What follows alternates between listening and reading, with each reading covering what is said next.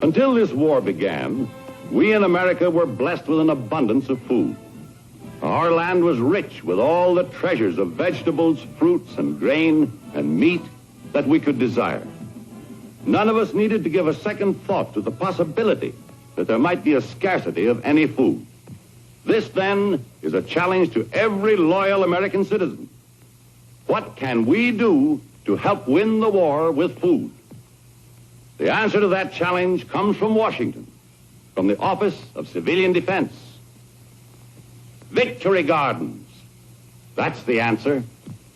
We can grow food for victory in our own backyards, and even in vacant lots, where perhaps only weeds flourished before.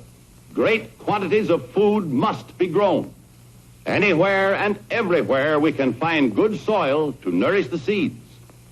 Good soil and sunshine to make them grow. Still, it takes more than earth and sun to produce the right kind of victory garden. It requires a knowledge of how to plan and tend it, and a willingness to work it with interest and enthusiasm. Then each spring, we can start our gardens with good seeds.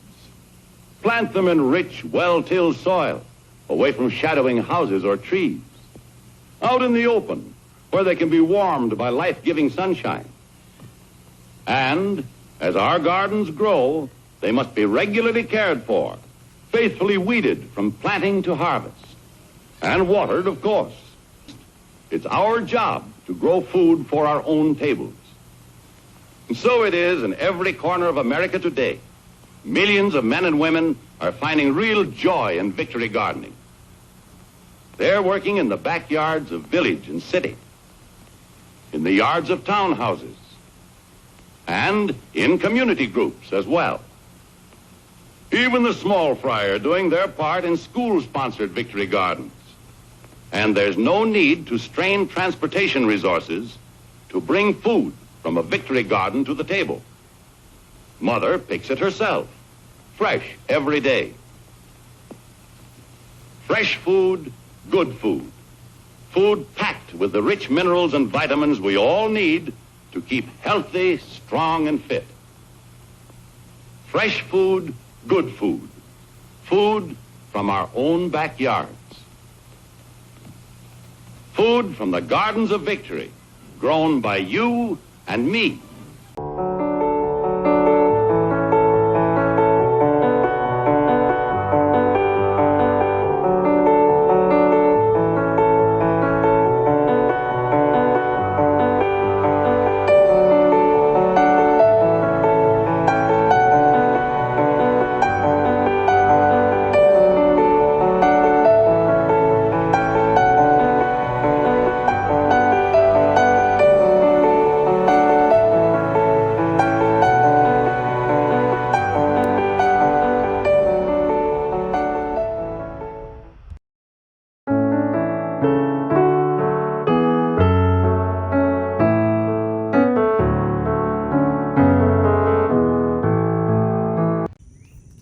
Welcome back, friends, to SeedTime and Harvest, and we want to give you an update of what is going on here at our local garden where we live.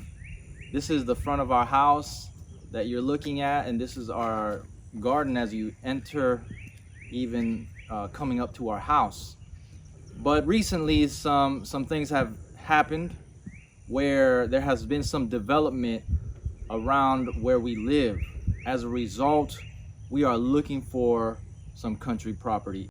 So from when we first saw the land being developed, they started cutting down the first tree. At that point, I was a little thrown back. I was hoping that our area would not be developed and it would stay somewhat as a country property. We had originally one neighbor, but then they came and they cleared about 2.5 acres. And when I asked the developer what they plan on doing, they said, we plan on putting 5 houses here in this 2.5 acre lot. And I was like, wow, 5 houses right there?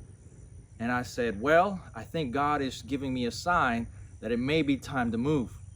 And very recently, another 2 acres was cleared, and they put another 3 houses. These houses are already up. They're already up.